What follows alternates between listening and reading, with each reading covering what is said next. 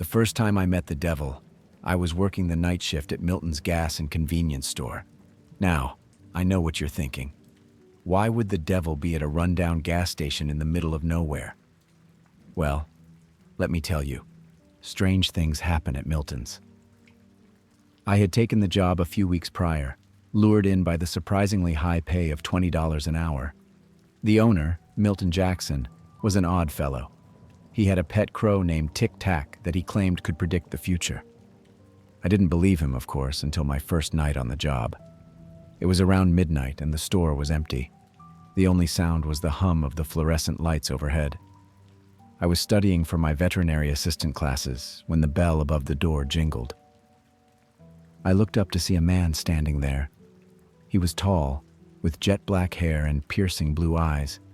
He wore a sharp black suit, and there was an air of confidence about him that was almost palpable. "Evening," he said, his voice smooth and deep. "Quite the quiet night, isn't it?" I nodded, trying to shake off the uneasy feeling that had settled in my stomach.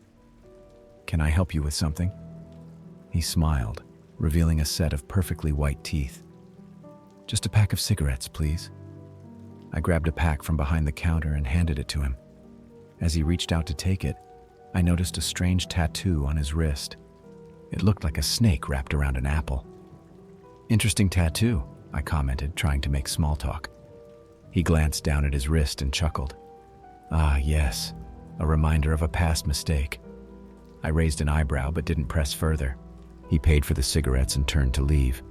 But before he did, he looked me straight in the eyes and said, "You know, Cooper, you have a very interesting aura about you. I'll be seeing you again." I was taken aback. How did he know my name?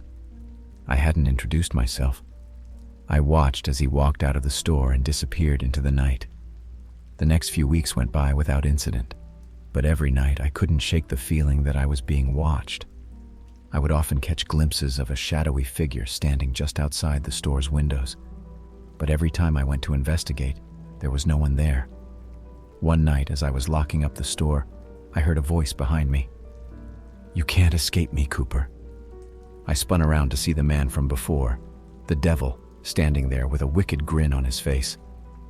"Why are you following me?" I demanded. He chuckled. "You have something I want." I took a step back, my heart racing. "What do you want?" He leaned in close, his cold breath sending shivers down my spine. "Your soul." I stumbled back, my mind racing. This couldn't be real. It had to be some kind of sick joke. But the devil was relentless. Every night he would appear, taunting me, trying to break my spirit. I tried to quit my job, but Milton refused to let me go. He said I was bound to the store, just like he was. Desperate, I began to research ways to protect myself. I learned about ancient rituals and symbols that could ward off evil. I drew them all over the store, hoping they would keep the devil at bay. But he was not so easily deterred. One night, as I was closing up, he appeared before me, his eyes filled with rage. "You think these pathetic symbols can stop me?" he hissed. I backed away, my heart pounding in my chest. "Leave me alone." He lunged at me, but before he could reach me, a blinding light filled the store. I shielded my eyes, and when I looked again, the devil was gone. Standing in his place was Tic Tac, the crow. She looked at me with her beady black eyes and cawed. I stared at her in disbelief. Did you save me?" She cawed again and flew out the open door.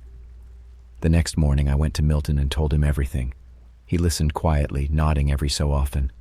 When I finished, he sighed. "I knew this day would come. The devil has been after my soul for years, but I made a deal with him. In exchange for my soul, he would leave the town and its residents alone. But it seems he's grown impatient." I looked at him in shock. "Why would you make such a deal?" He smiled sadly. "To protect the ones I love."